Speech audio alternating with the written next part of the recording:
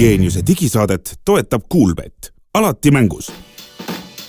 Tere head kuulajad, käes on 22. jaanuar aastal 2024 ja Geeniuse digisaates on Hans Lõugas, Meelis Väljamäe, Glen Pilvre. Räägime ilmselt 24. aasta suurest uudisest, telefonist, mis kannab ka numbrit 24 ja tuleb Lõuna-Koreast. Oleme seda isiklikult tutvunud ja vaatame, mis siis seal päriselt uut on.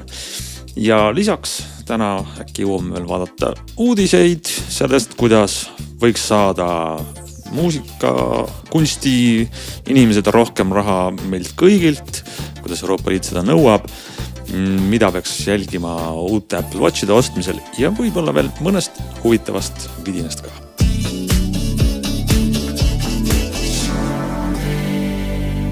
No nii, aasta on alanud, jaanuar on käes, Samsung on välja toonud maailmale näidanud oma Samsung Galaxy S24, mis on ka kohe 24 jaanuar müügil ja võiks siis panna sellise märgi maha, et selle aasta üks olulisem, üks kõige olulisem uus telefon. Meelis ja Glen, te olete mõlemad seda S24 nüüd ise käinud vaatamas, uurimas ja teil on esimene mulje juba käes. No ma tõmbaksin selles mõttes kohe natukene pidurit, et me oleme teda vaadanud niimoodi, et ta on olnud stendi peal ja oleme võtnud natukene kätte ja siis silitanud siit ja sealt küljest, aga kindlasti vajaks see telefon ikkagi sügavamat sisevaadet, mille me loodetavasti saame vaatajat juba äkki järgmisel nädalal teha, et selles mõttes need muljed on suhteliselt põgusad, aga kui võib-olla võtta nagu sissejuhatuseks väga lühidalt kokku kogu see pikk meediaga ära, siis tegelikult on päris märgiline, et esimest korda mulle vähemalt tundub, ei ole nagu põhifookuses nagu kaamerad enam. Ma ei mäleta, kas aasta tagasi alati on olnud kaamerad. Alati on, aga nüüd on siis, me oleme jõudnud sinna, kus põhiline rõhk on sõnal AI. Et tegelikult isegi kahe väiksema mudeli, need mudelid tuli siis välja 3, S24, S24 Plus, S24 Ultra. Väiksemal kahel kaamerad jäid vist parandagi, kui ma teeksin täpselt samaks. See oli juhtunud vähemalt parameetrite järgi mitte midagi. Tõsi, sellel suuremal, kus juures kummalisel kombel just parameetrite järgi läks isegi üks kaamera läks küll paremaks, aga teine kaamera läks füüsiliste parameetrite järgi isegi lahjemaks. Nimelt oli siis eelmisel S23 ka 10-kordne optiline zoom, tõsi, see oli 10 megapiksline sensor seal taga. Nüüd siis S24 Ultral on 5-kordne optiline zoom, aga seal taga on 50 megapiksline sensor ja kokkuvõttes tõepoolest tänased pildid. Kas see on nüüd siis üks samm tagasi ja 2 sammu edasi? Või no pigem umbes nii, jah, sest et kvaliteedi mõttes igal juhul tõesti 10-kordne optiline zoom või ütleme 10-kordne zoom S24 näeb täna välja ilusam kui 10-kordne optiline zoom S23 Ultrast. Nii et selles mõttes on tõesti seal õigus, et on seal siis nüüd AI mängus või mingid muud asjad mängus. Igal juhul see väide nagu toimib, et kui me vaatame parameetritest, aga Samsung nii väidab ja väga põnev oleks seda tegelikult pikemalt testida, et ma proovisin korraks kehvades tingimustes niimoodi hästi kiirelt ja kolleeg Marko Habiktil oli samuti kas Galaxy S23 Ultra kaasas selle esitlusel, sest tema ka proovis ja esimesed tulemust on sellised, et kohati on natuke parem ja kohati natuke kehvem, aga üldiselt on üsna sarnane, ehk siis see 50 megapiksline sensor võimaldab siis teha nii-öelda sensor kroppi, ehk saad pildi sensori keskelt välja lõigata siis see 10 megapiksline osa või see nii-öelda see 10 koos zoomiga osa ja siis mingisuguse tehisintellekti ja muude trikkidega seda pilti siis nagu paremaks teha. Et kogu see valem tegelikult taandubki ju sellele, et kui hästi siis Samsungi tarkvara ja see Qualcomm'i uus protsessor suudavad siis sealt välja lõigata seda nii-öelda kunstlikku zoomi nii, et see oleks nagu nii-öelda jutumärkides optilise kvaliteediga. Et tegelikult sama asja teevad paljud teised, et ka Samsung teeb seda praegu, näiteks selle samal S23 Ultra, mis mu käes on, tuli tarkvara uuendusega ja siis selle Samsungi Q-Dock mooduliga. Vanasti olid optiline zoom on tal, eks ole, 1-kordne, 3-kordne, 10-kordne, aga tuli ka siis samamoodi selle 1-kordse 200 megapikseli sensori pealt lõigatuna 2-kordne zoom nii-öelda kadudeta. Ja see töötab päris hästi. Ja ka teised konkurendid teevad seda, aga keegi ei ole teinud seda nagu päris nii suure zoomi ulatuse juures, eks ole. Et eks näha on, huvitav on näha igal, kui hästi või halvasti see töötab. Ma lugesin üldse päris palju jagati infot ajakirjanikele seal USAs toimunud Samsungi suurel esitluse, mida siin Eestis meile nagu väga ei räägitud. Ja üks nendest oligi see, et Samsungi loogika selle juures oli see, et päris paljud inimesed tahavad kasutada just väiksemat suumi, rohkem kasutatakse ühes 3-kordsed ja 5-kordsed suumi kui 10-kordsed suumi ja see tavalise 3-kordsed suumiga kaamerast välja tegatud 5-kordne suum eelmise mudel ei olnud nagu nii hea ja nüüd nad siis nagu üritavad just nagu rõhku panna sellele, et pakkuda seda, mida kliendid on neilt küsinud, ehk siis sellist vahepealset suumi ulatust, mis ei oleks päris 10-kordne, kui oleks suurem kui 3-kordne, sellele kvaliteedile rõhku panna. Noh, võib-olla neil õigus. Iseenesest ma nagu mõeldes saan aru, et see võib täiesti tõsi olla. See on väga loogiline see arendustsükkel, kus õigelt tuleb see inseneri osakonnast see maksimaalne asi välja, pandakse ühte mudelisse 10-kordne suum, siis on see aastake turul ja siis saadakse aru, et, et see on küll kõva müüginumber, aga inimesed tegelikult ei kasuta seda. No ma tõesti ei tea, 10-kordse suumiga, mida sa nopid, aga seda pardikest sealt kaugelt merelt laineharjalt ulpimas võib olla paar korda äge, aga igapäevaselt ju tõesti ei kasuta seda. Mina olen kasutanud ja mulle täitsa meeldis just nagu selliseid kaugemaid pilte teha, eriti kuskil välismaal reisil käies, aga ma jah, ei saa välistada seda, et Samsungil on õigus ja tõepoolest tegelikult 5-kordne suum, kvaliteetne 5-kordne suum on võib-olla praktilisem kui see 10-kordne.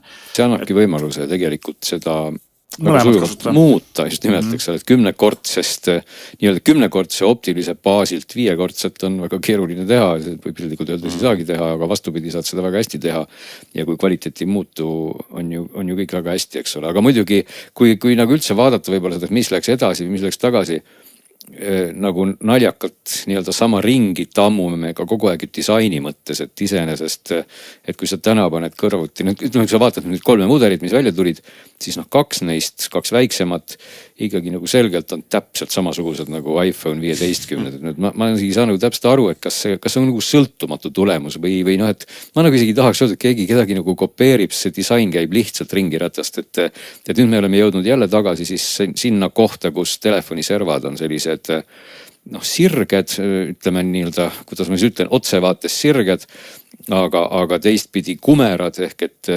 nii-öelda pealtvaates on siis natukene kumerad, aga külje pealt katsudes on nad sirged, mitte enam siis sellised kaariad, täpselt nagu iPhone'il ja ekraan on siis täiesti tasapinnaliseks läinud. Ei olnud see ju väga ammu, kui meile kõigile räägiti, kui äge on see ekraan, mis ei ole tasapinnaline ja kõik voolab sulle kätte, et ja nüüd siis me saame teada, et ikka väga äge on just see ekraan, mis on tasapinnaline. See laine käib edasi-tagasi. Tegelikult kehtib siis ultra puhul, eks ole, et väiksemate mudelitel oli ka varem tasapinnaline või kandiline ekraan. Aga olgem ausad, ega väiksematel mudelitel aastaid tagasi ei olnud tasapinnaline ekraan. Ma mäletan väga hästi seda Samsungi, ma ei mäleta, mis generatsiooniga küll tuli see kaardusekraan, aga see oli tol hetkel täiesti selline esmane vau-efekt. See oli ülikõva sõna. Ülikõva sõna, meil nüüd voolab ekraan kätte. Et muidugi, kui me disainist räägime, siis nüüd ongi nagu kummaliselt nii, et Samsung sellel suuremal mudelil, kas kummaliselt ja nüüd, aga endiselt kuidagi see suurem mudel ehk ultra tegelikult sealt taga paistavad kogu aeg selle Galaxy Note'i kõrvad. Et see on absoluutselt teistsuguse disainiga telefon. Sellel ei ole siis sellist disainikeelt, et servad on sellised ümargused, seal on kõik asjad nurgelised, küll aga on siis teistpidi ümarad need küljed.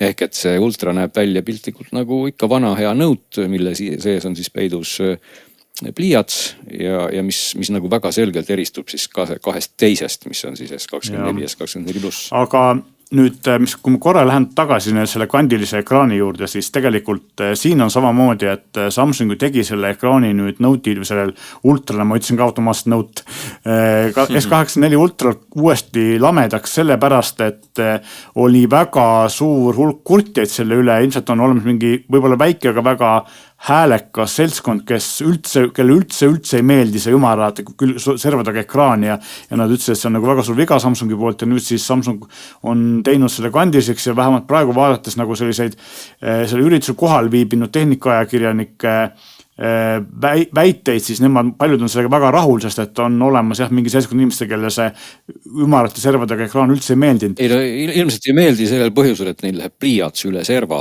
et ma olen nagu vaadanud ka paljud, kes joonistavad ja siis pliiats läheb üle serva. Ja mulle meeldib vastupidi, ma pliiatsit väga vähe kasutan, pärast üldse ei kasuta, kuigi ma kasutan igapäevaselt S23 Ultrat. Aga mulle meeldib selle telefoni puhul need ümarad servad sellepärast, et tegemist on 6,8 tolliseks väga suure ekraaniga telefoniga. Ta on väga suur telefon ja see kumer ekraan ja kumerad servad teevad selle telefoni käes hoidmise mugavamaks, sest ta tundub väiksema, kui ta tegelikult on. Kui need servad oleks kandilisemad, siis ta tunduks käes suurem ja ta hoida oleks ebamugavam. Ma tegelikult võrdlesin seda seal esitlusel ka, võtsin S23 Ultra ümbrisest välja ja proovisin ja tegelikult tõesti käes on ta minu käe jaoks natuke ebamugavam ja ka samas see sile serv annab nagu teatavaid mingeid muid eeliseid, aga ma praegu eelistaksin kumeras serv, aga see on täiesti maitse asi. No võib-olla kui sa ootad umbes 2 või 3 aastat, siis lähevad need servad jälle kumeraks ja see on väga suur edasiminek.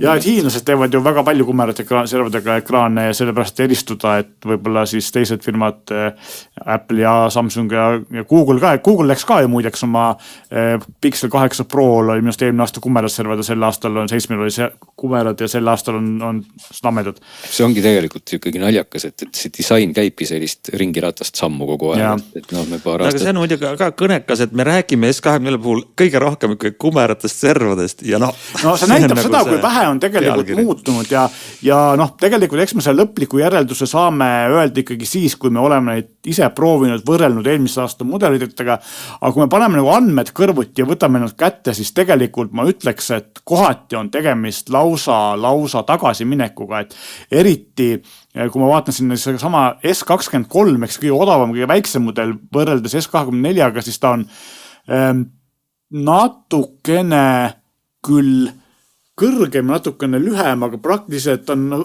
raamid on läinud natuke õhemaks, on saanud 0,1 tolli suurema ekraani panna samasuguse korpuse sisse, aga sel aastal on jälle 2 odavamal mudelil on Eesti turul on ju Exynos protsessor, mis teatavasti on saanud palju kriitikat ja kuigi testid näitavad, et väidetavad see Exynos 2400 uuem saab siis sellele uuele Qualcomm'i protsessorile enam-vähem jõudluse poolest vastu, siis kõige suurem probleem on alati Exynose puhul olnud see, et aku kestab kõvasti vähem. Ja kui eelmine aasta oli siis kõigil 3 Samsungi telefonil Qualcomm'i protsessorid ja neid selle eest kiideti, siis nüüd on läinud tagasi, praegu on siis Snapdragon 8 Gen 3 ainult kõige kallimal Ultral ja teistel, et kui see on tõsi, et sellel Exynos protsessoriga telefoni aku kestab vähem kui Qualcomm'iga, nagu oli eelmine aasta, siis ma ütleks, et tegelikult on tehti samm tagasi. Aku on küll 100 mAh suurem, aga eks me näe. Ehk siis, ja kuna kaamerad ja midagi muud ei ole tegelikult ju muutunud, siis jah. Eriti suur probleem on see sellepärast, et eile tuli see ametlik uudis selle kohta, et esimest korda ajaloos peale Nokia võimu 13 aastat droonil olnud Samsung kui maailma suurim telefonitootja ei ole enam maailma suurim telefonitootja, vaid kaotas selle tiitli esimest korda ajaloos Apple'ile. Apple pole kunagi varem olnud maailma suurim telefonitootja ja loomulikult kohe küsiti kommentaari ka Samsungit ja Samsungi telefoni osakonna juht ütles, et see teeb neil väga palju muret ja kindlasti nad kavatsevad suruda selle peale, et see droon tagasi võita. Ja kui ma vaatan neid telefone, siis päris ausalt ma ei näe, kuidas nad seda teevad, sest et nendel, kes on olnud viimase aasta või 2 jooksul ostetud Samsungi telefon, ei ole mingit reaalset põhjust seda praegu uuendada ja see valmistab muret mulle, sest et konkurents on kehvem tänu sellele ja see valmistab muret kindlasti väga palju Samsungile. Ainuke asi, mida nad saavad teha, on suruda hinnale ja seda nad ilmselt teha ei taha. Ehk siis see ei ole, progressi on vähe ja see valmistab muret. Ei no kuidagi mulle tundub, et meie toon läks nagu väga pessimistlikuks. Me oleme ära unustanud ju selle ürituse põhilise märksõna AI. Ka seal on põhjust olla pessimistlik. Ma tahtsingi küsida, et kui Apple varastas natuke selle ürituse oma selle uuringufirma hästi ajastatud andmete väljalaskmisega, aga mida siis Samsungi AI teeb see aasta? No tegelikult ikkagi, ma ütleks, et Samsung ikkagi on väga, tegelikult oli Google Pixel minu arvates eelmine telefon, kus ka oli juba põhjust rääkida rohkem sellisest AI-st, aga Samsung tegi seda ikkagi väga õigesti, et Apple'i puhul täna, ma ei mäleta, et me oleksime Apple'i telefonide puhul rääkinud nii palju sellisel kujul olevast AI-st, nagu me täna saame ikkagi rääkida Samsungi puhul, sest et tõepoolest on Samsung pakendanud siis ütleme nii seda AI tegelikult väga-väga nutikalt juba igale poole. Iseasi nüüd on tõesti see, me peame seda muidugi praktiliselt kasutama ja meie teine traagik on see, et me oleme endiselt Eestis ja suur osa sellest AI-st lihtsalt Eesti keeleruumi ametlikult ikkagi ei toeta. Aga kui võtta nagu otsast kinni, võib-olla teha sellest AI-st väike kokkuvõtte, mis seal siis on. Et AI on tegelikult igale poole ennast siis rohkem või vähem sisse surunud, ütleme pilditöötluse koha pealt. No alustame näiteks sellest, et sa võid igasuguses galeriis oleva video kohe teha 2 korda suuremaks kaadrisageduse poolest ehk 2 korda aeglasemaks, mis on lihtsalt äge funktsioon, et sa võtad mingi suvalise video, seal on kihvt koht, sa paned näpu peale ja see kihvt koht, mis kiiresti libises, muutub 2 korda aeglasemaks, nii et telefon mõtleb need kaadrid sinna vahele. Ehk et näiteks 4K puhul on täna maksimaalne aeglustus 120 Hz.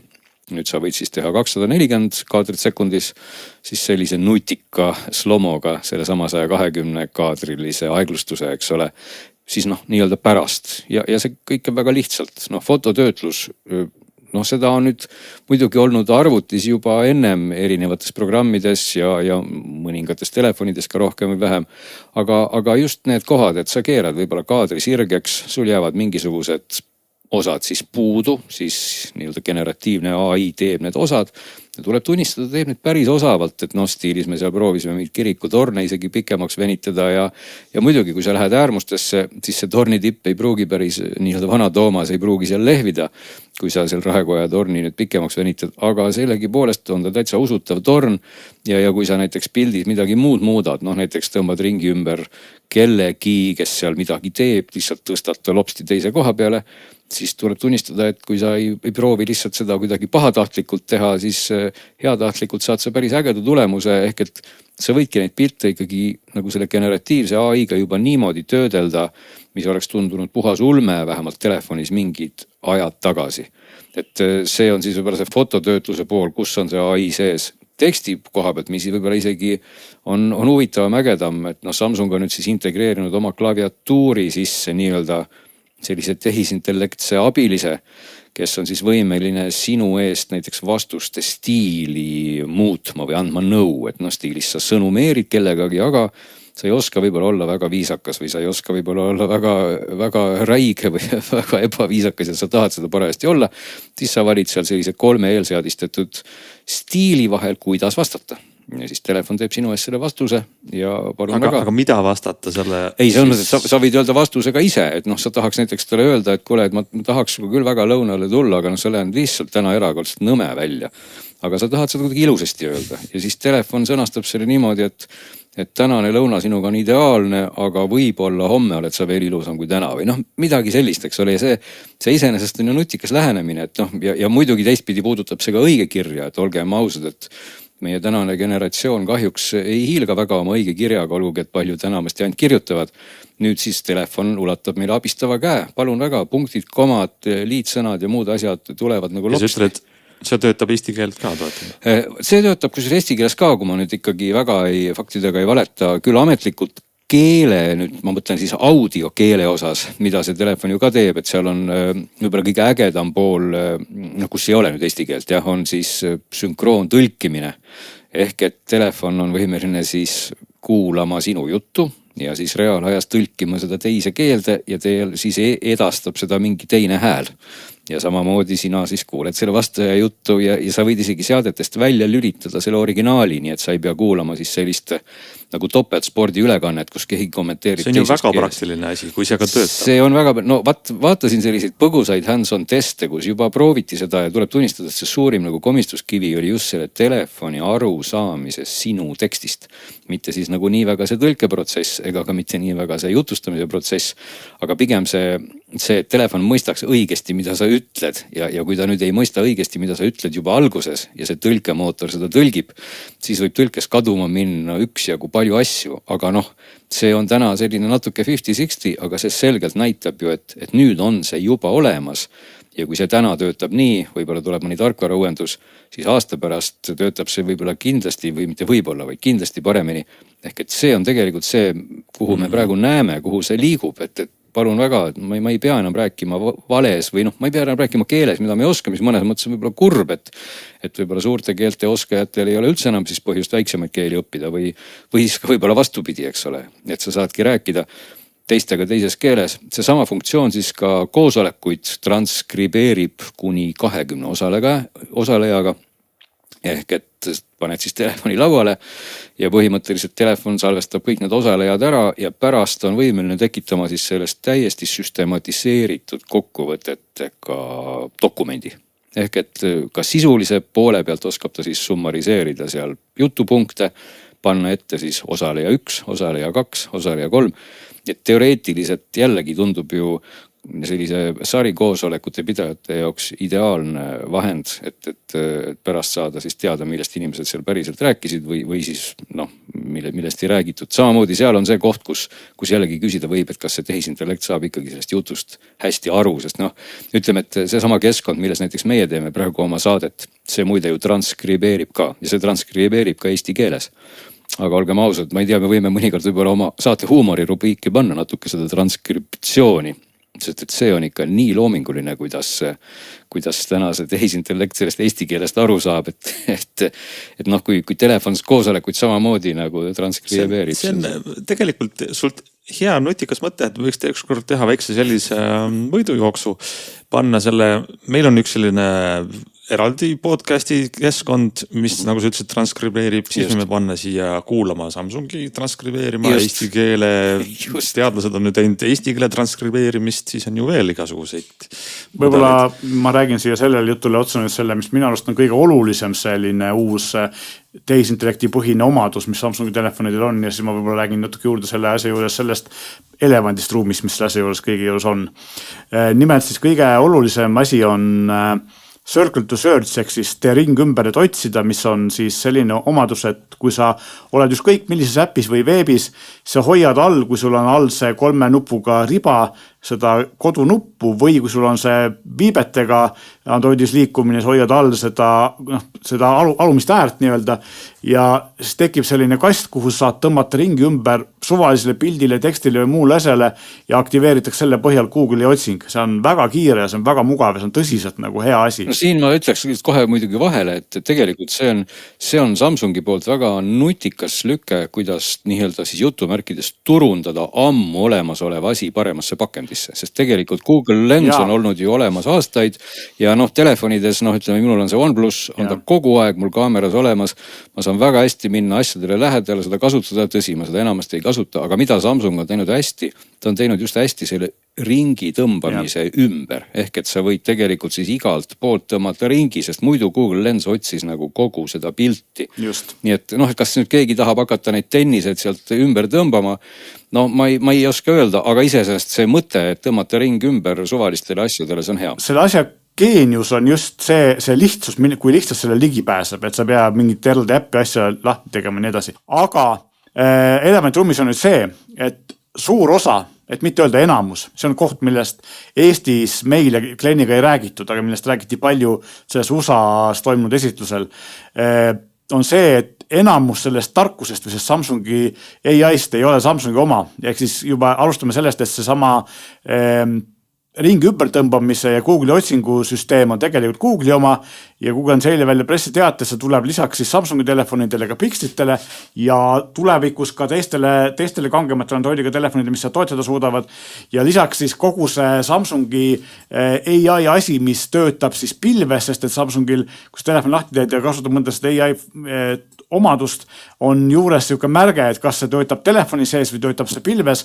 ja enamus neist asjadest töötavad, esiteks on nad siis tänu sellele uuele Snapdragon 8 Gen 3 protsessorile või siis väga sarnasele, Samsung ilmselt teinud väga sarnase asjaga oma eksinustele, ehk siis sellele uutele tehisintellekti mootoritele, mis on protsessori sisse ehitatud, mis tuleb ka ilmselgelt teistele tänapäevastele telefonidele sel aastal ja kogu see asi põhineb või enamuses põhineb Google'i Gemini'l, ehk siis tegelikult see Samsung Galaxy AI backend on vähemalt 70%, kui mitte rohkem Google'i pilves ja töötab Google Gemini Pro mootoril ja siis telefoni sisene, mis ei käi pilves seda asja tegemas, on siis selle Gemini mini peal, nii et Gemini Nano peal. Ehk siis tegelikult kuigi Eestis... Aga need on ju asjad, mis ei mõjuta kuidagi inimest, kes Samsungi telefoni kasutab. Ainukene, kes siin saab natuke patja nutta on Google, keda kasutaja ei näe, vaid kasutaja näeb, et Samsung. Vastupidi, Google saab käsi plaksutada. Tegelikult on asi selles,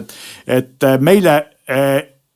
selles mõttes nagu söödeti seda ette kui ägedat Samsungi uut asja, mis tegelikult on Google'i uus asi Samsungi kastmes. Ei, seda küll, aga no siiski ma segaks vahele, et Samsung jõudis ette. Samsung oli täna esimene, kes need tooted lihtsalt ära pakendas, pani neile nimeks Galaxy AI ja neid näitas. Ehk et mitte, ma ei taha kuidagi halvustada siin kedagi Google'it ega Samsungit, vaid ma ütleks, et Samsung nagu see ring ümber, ta tegi tegelikult võib-olla natuke Apple'it mõnes mõttes. Ta võttis asjad, mis maailmas on juba olemas, pani nad nagu ühe katuse alla, osad neist toimivad telefonis, osad neist toimivad pilves, aga kasutaja jaoks võib-olla täna, meil on siin 5G ja varsti on muudki G-d, et nad ei toonudki seda erisust nii palju välja, et loomulikult kui nüüd kasutaja hakkab küsima, et kas minu pildid nüüd ikka laetakse pilve ja mitte, sest muide seesama generatiivne fototöötlus toimub ka pilves, et kui sa telefonis selle välja lülitad, siis telefon ütleb sulle, et aga vabandust, nüüd ma ei saa neid sind küll siin teise koha peale tõsta, et sa pead selle pilveteenuse lubama. Eks ta on jah, et lõpuks ju, kui sa ostad telefoni ja lõpuks mingi lahe funktsioon, mida sa iga päev hakkad kasutama, siis vahet ei ole lõpuks. Jaa, aga kui me vaatame seda nagu suurt pilti, siis tegelikult on siin kaks asja. Esimene asi on see, et samal asjad on olemas ka Google Pixel telefonidel, kuna me teame, kui väike on Pixeli turuosa ja keegi neid eriti ei osta, siis tegelikult Google'il on väga hea, et keegi on suutnud müüa maha selle tehnoloogia kellegile, Samsungile, kes selle eest nagu päriselt siis raha maksab. Lisaks on suutnud avada enda tehnoloogiale väga suure publiku ja teiseks on, eks ole, siis see, et just see põhiline on see, et see Google tehnoloogia saab nagu väga suure turuosa ja teiseks ongi see küsimus, et tegelikult ju ikkagi mõnes mõttes nagu tegemist ei ole siis Samsungi enda nagu ägeda tarkvara lahendusega, või ta on lihtsalt natukene sellist värvikihti sinna juurde pandud. Aga teine asi, mis muidugi on, mida me peame tulevikus nägema, on see, et Samsung ütleb, et mitte kõik need omadused ei jää tulevikus tasuta, vaid 2 aastat on nad tasuta, siis mingid asjadest hakatakse raha küsima ja kui paljud inimesed sellist asjadest nõus raha maksma on. Ja mis alternatiivid selle aja peale väljas on, see on omaette küsimus. Siin kohal ikkagi tasub järgud rõhutada, et kogu see keelemudelite business või kuidas iganes me seda sõnastame, on nii-öelda back-endina täna ongi väga suurte tegijate käes. Loomulikult on tekkinud nüüd täna juba ka lokaalseid keelemudeleid, mis tegelikult, kui protsessor võimaldab, jooksevad päris hästi, nagu sa ütlesid, seesama Gemini Nano või mis iganes muud ka või vabavaralised väiksemad mudelid. Ehk tegelikult ikkagi see on see koht, mida me täna näeme, et kui protsessori kiirused tõusevad, kasutegurid tõusevad, siis kolib järjest rohkem sellest AI-st meil ikkagi piltlikult nagu pihku sinna seadmesse ja muidugi mingi osa jääb sellest ka võib-olla pilve, mingi suurem osa, aga lihtsalt mitte et nüüd kuidagi jällegi esile tõsta Samsungit või vastupidi, lihtsalt Samsung oli tõesti täna või praegusel ajastul siis esimene, kes pani selle kõik sellise ühe katuse alla ja me näeme, et ilmselt nüüd, kui me 10 aastat oleme rääkinud kaameratest kogu aeg, siis ma ennustan, et järgmised aastad me räägime sellest, et see AI muutub järjest ägedamaks. Igas mõttes muutub ägedamaks ja see on see koht, mis tegelikult ongi huvitav. See aasta on kindlasti telefonides, AI aasta, see on selge, et siin ei ole küsimustki. See on nagu selle aasta märksõna, nii ja mitte ainult telefonides, aga telefonides eriti. Ja mitte isegi kindlasti ka võib-olla see aasta, vaid ka isegi järgmine aasta ja võib-olla veel rohkem aastaid, mida ma hakkasin veel ütlema, et meil eestlastena on muidugi, me elame nagu nukras kohas, et kõik need ametlikud keeletoed ja kõik jõuavad meile natuke hiljem, kui nad üldse jõuavad.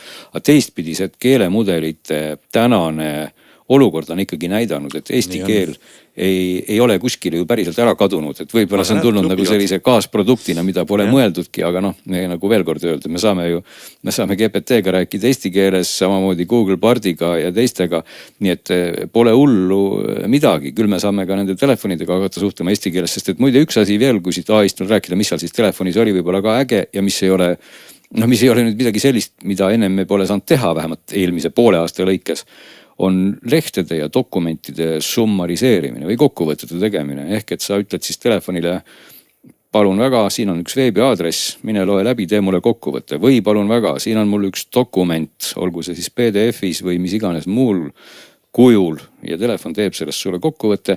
Noh, seda teeb ka täna meil veebipõhine tehisintellekt, aga jällegi Samsung tõi selle oma telefoni ja see on funktsioonina seal. Mina ütlen, et siin on olulisem küsimus, milline AI mudel sul taga on. Piltri puhul see pole nii tähtis, aga tekstiga kokkuvõtete tegemisel näiteks OpenAI uudistest ei tee tihti kokkuvõtteid, kuna seal on nagu vastuolulised teemad. Ja ta keeldub, kui on tegu poliitika, sõja, konfliktiga, siis ei tee. Nii et selleks huvitav teada, mida Samsung taga kasutab. Selle taga on Google'i Gemini, eks ole. No samas on ka huvitav koht siin tõepoolest see, et kui ja kas on siis sellised, noh, kuidas ma ütlen siis kokkuvõtvad või sind mõistvad tekstimudelid siis tsenseeritud või mitte. Et iseenesest see punkt üldse täna, noh, kui sa vaatad neid siis sinu vestluskaaslaseid, eks ole, siis paljud on nüüd liialdus, aga see ongi see sama koht, kus väga hästi saab eristuda sellega, kas see konkreetne teenusepakkuja on tsenseeritud või mitte. Sest enamik nendest on, et kui sa täna ikkagi proovid hakata GPT-ga rääkima mingisugust kahtlast juttu, kus terendavad mingid ebatsensuursed märksõnad või mingisugused kurjad plaanid, siis üsna varsti öeldakse sulle, et asi on halb või isegi võib-olla hullemal juhul juhtub midagi.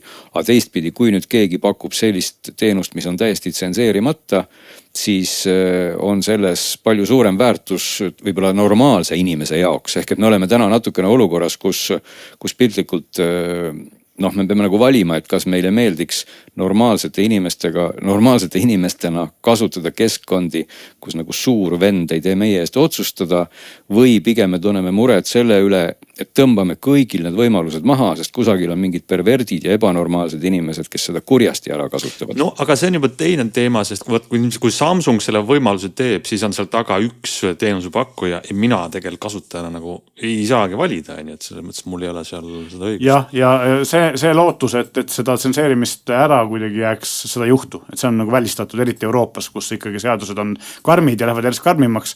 See võib juhtuda kuskil tume veebis, kui tehakse mingisugune päris tsenseerimata tehisintellekt, aga seni, kuni on see nagu avalikus kasutamiseks, siis nii kui keegi teeb sellise, mis ei tsenseeri, siis see bännitakse päris kiiresti ära. Aga ma tahtsingi siia lõppu lisada, me läksime juba Samsungist natuke kaugele, aga teistpidi võib-olla me võikski mingis saates võtta selle veel pikemalt ette, et tegelikult need tehisintellektsed kaaslased, siin oli alles, see oli mingid nädalad tagasi, kui ma ei eksi, kes oli see New York Times või mingi väljaanne, võttis just nimelt luubi alla selle, et need tehisintellektsed sõbrannad siis kuidagi pidi nagu innustasid tagant, noh, ütleme siis lapspornograafiat, selliseid ebaseaduslikke asju ja seal tegelikult võeti siis küsitluse alla päris mitu tänast tegijat ja pakkujat ja küsiti ka nende nagu feedbacki sellele, seal olid nagu siis üritatud provotseerida neid kaaslasi nende näidete peal ja tegelikult sealt jäi kõlama ühe sellise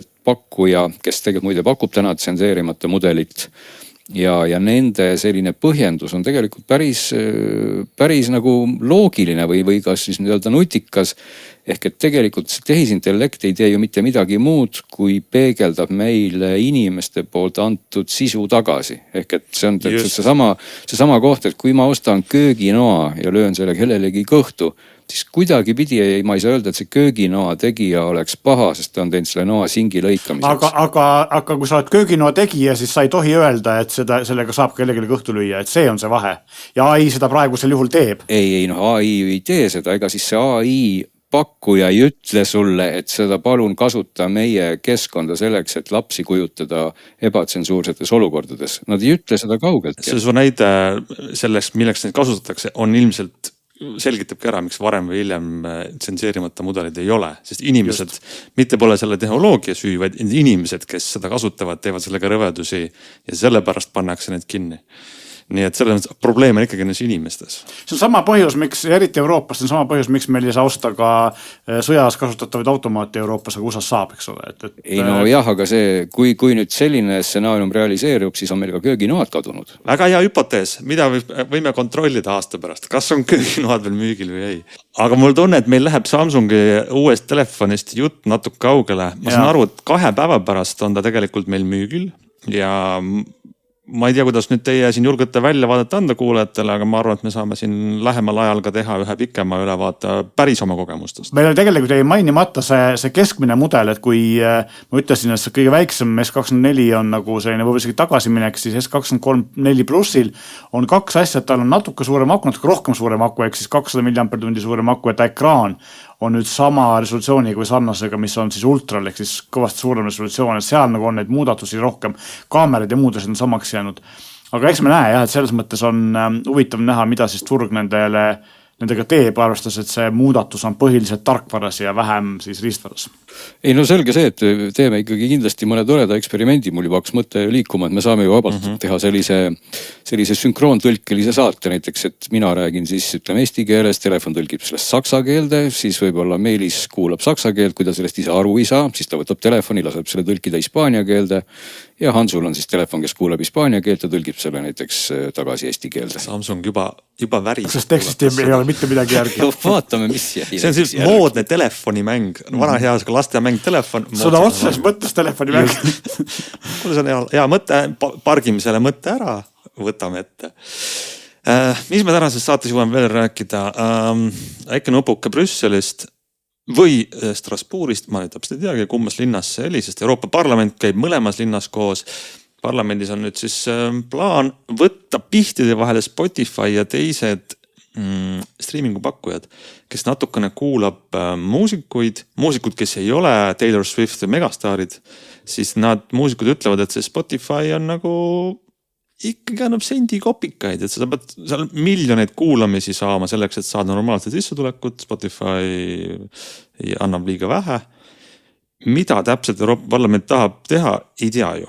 Glenn teab kindlasti sellest taustast rohkem, kuna ta on muusikamaailmaga rohkem kursis, aga ma tahaks öelda seda, et siin on kaks probleemi. Esimene probleem on ju see, et vist mul on jäänud mulje, kes Glenn parandab, kui ma eksin, aga et maksma hakatakse üsna hilja, ehk siis tegelikult, kui su lugu kuulatakse 1000 korda, siis sa veel ei saa nagu mitte midagi. Et tegelikult võib-olla sa võiks olla kuidagi kaldu nende väiksemate streamerite poole mingisuguse koefitsiendi või asjaga.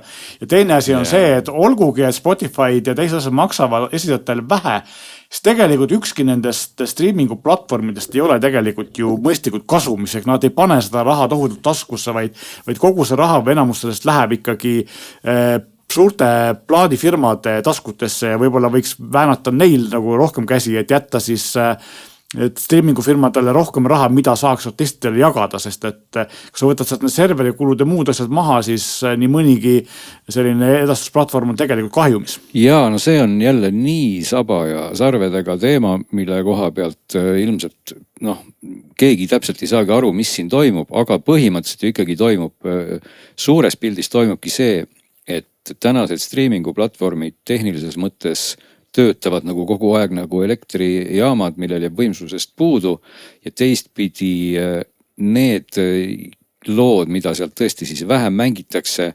need raha mõttes jäävadki kogu aeg kusagile vaiba alla, sellepärast et raske on seda hoida selliste hindade juures konkurentsivõimelisena, stiilis, et kui ma maksan täna võib-olla 6 eurot kuus ja nüüd selle raha eest piltlikult võin kuulata nagu non-stop ju muusikat. Ehk et tegelikult ma mõtlen nagu niipidi, eks ole, et sa maksad selle raha ja siis iga kuu võid sa kuulata, siis lugege kokku mitu minutit muusikat ja siis see 6 eurot ju jaguneb ära siis minu raha kõikide nende lugude peale, ehk et sealt tekibki tegelikult see koht, et kuidas seal võrrandis hakkavad siis kokku minema nagu tasuvus, muusikute poolt saadav raha ja siis veel selle keskkonna ülalpidamise raha ja palju siis me maksta tahaks, ehk et segane jutt tähendabki seda, et kui võib-olla iga inimene oleks nõus maksma rohkem, siis oleks ka seda raha rohkem, aga siis ilmselt tekiks jälle kellelegi kiusatus seal vahepeal seda raha hoopis natuke endale taskusse libistada, et neid mudeleid, kus sa võiksid siis teenida väiksemate kuulamiste pealt ka rohkem raha,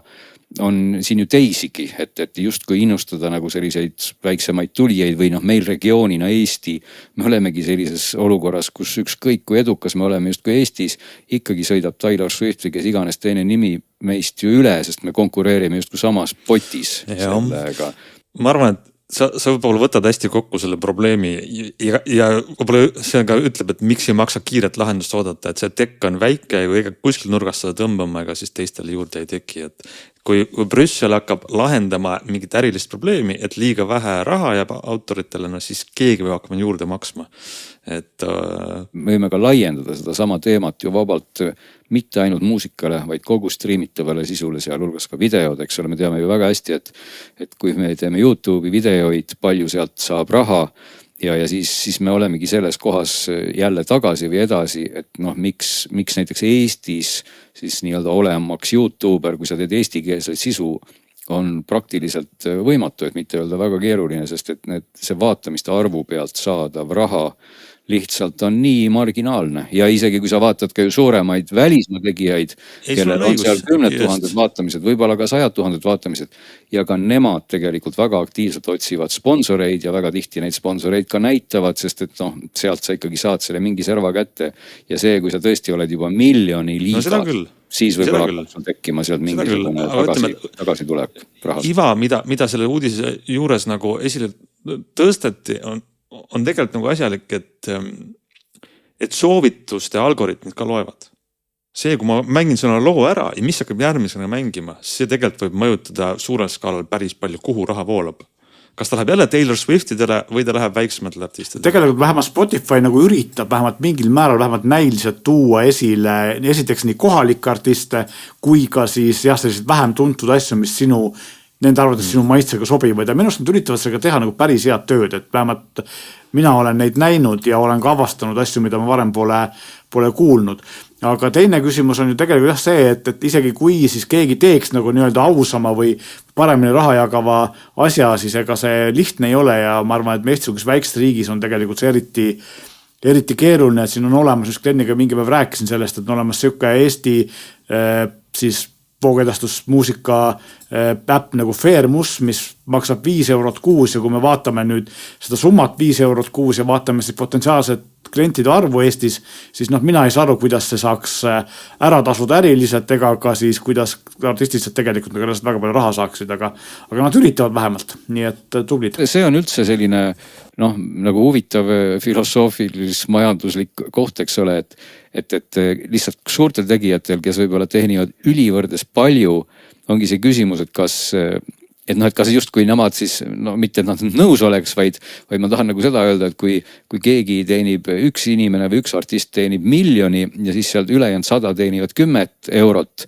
siis ilmselgelt see, kes teenib 1 miljoni, ei oleks iseenesest nõus kohe oma 1 miljonist loobuma või seda 2 jagama, aga teistpidi, kui juba see platvorm jagaks selle raha nii ära, et sellest 1 miljonist võetakse lupsti ära pool ja antakse talle 500 000 ja piltlikult see 500 000 jagatakse siis selliste väiksemate tegijate vahel ära, siis tegelikult ilmselt oleks väiksed tegijad palju rohkem rõõmsamad kui suurtegija kurb, sest et noh, suurtegija saab niikuinii üüratult palju, aga väiksed tegijad saavad oma proportsioonis üüratult palju rohkem.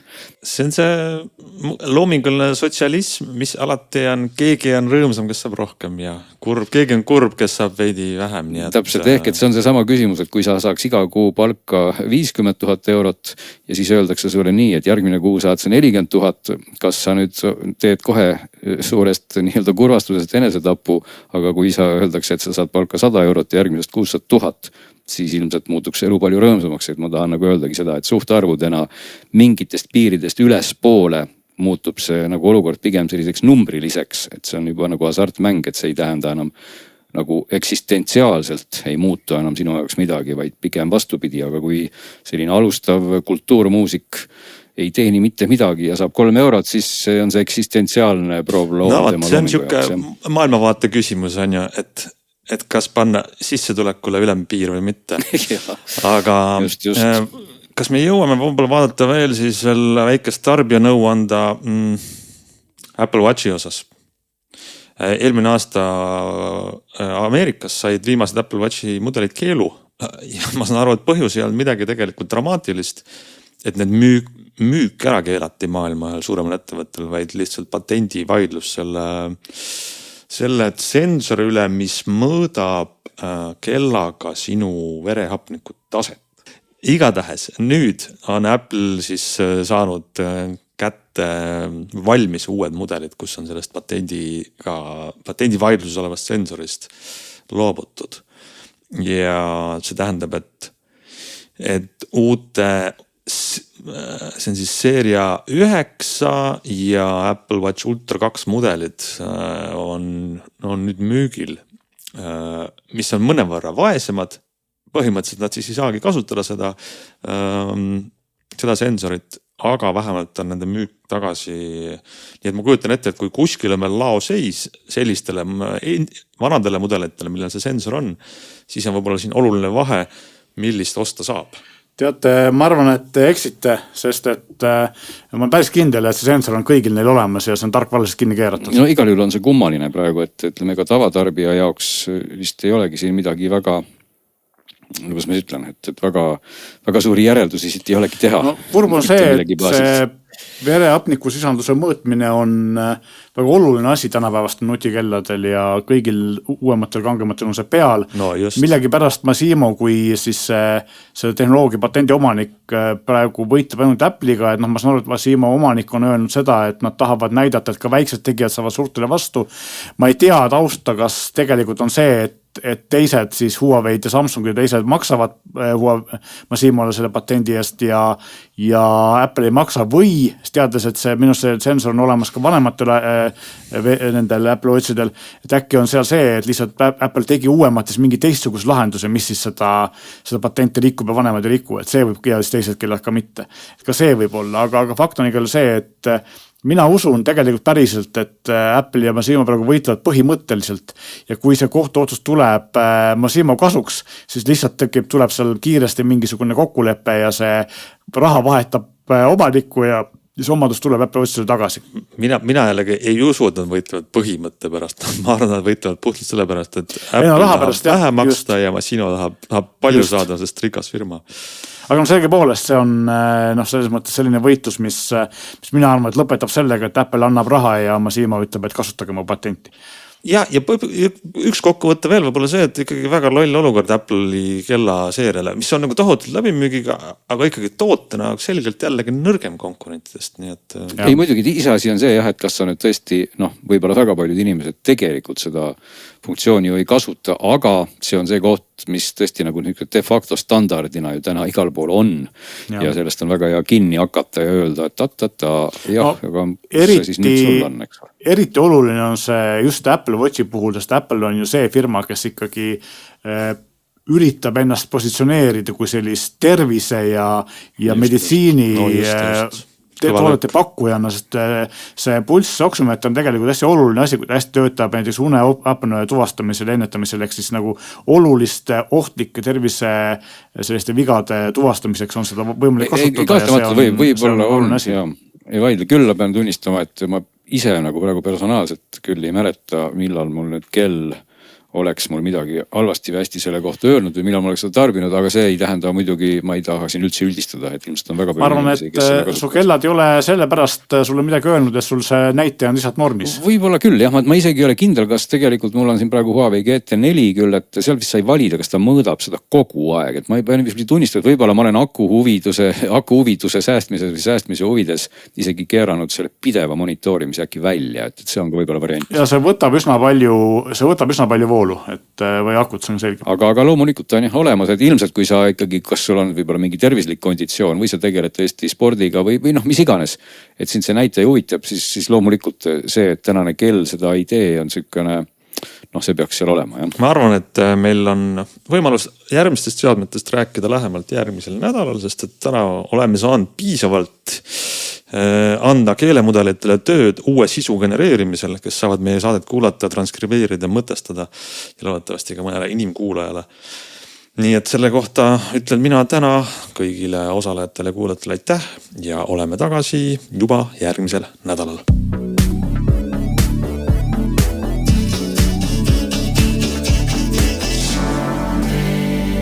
Kuulbett, alati mängus.